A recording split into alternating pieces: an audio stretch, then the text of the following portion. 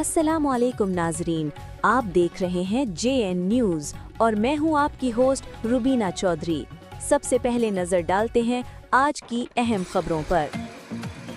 पाकिस्तान मुस्लिम league नून खैबर पख्तूनख्वा के senior रहनुमा और साबिक उम्मीदवार PK 103 मलिक लियाकत अली खान वजीर ने अपने एक बयान में कहा है कि स्पेन वॉम में बाज़ अफराद खुद को अवामी नुमाइंदे जाहिर करते हुए जारी तरक्याती मनसूबों का क्रेडिट लेने की नाकाम कोशिश कर रहे हैं, हालांकि अवाम असल हक़ाइक़ से बखूबी आगाह हैं। उन्होंने कहा कि मुस्लिम लीग नून नाम है तरक्की का, वो ऐसे इनासर पर वाज़ेह करना चाहते हैं कि आज से 26 साल कबल स्पेन वॉम में इन तरक्याती मनसूबा का आगाज़ हमारी कोशिशों से हुआ था और इस वक्त हुकूमत को मुतार्रिक करके ये काम करवाए गए थे। उन्होंने कहा कि चंद लोग झूठे दावों के ज़रिए हकीकत को मसख करने और आवाम को गुमराह करने की कोशिश कर रहे हैं, जिसकी जितनी भी मजम्मत की जाए कम है। मलिक लियाकत अली खान वज़ीर ने कहा कि अवाम सब कुछ जानते हैं कि हमने हर दौर में अवाम की फलाह व बहबूद और इलाके की तरक्की के लिए अमली इक़दाम किए हैं और ये सिलसिला अल्हम्दुलिल्लाह गुज़िश्ता 26 साल से जारी है। उन्होंने आज़म ज़ाहिर किया कि इंशाअल्लाह जब तक ज़िंदगी है अवाम की खिदमत का यह सफ़र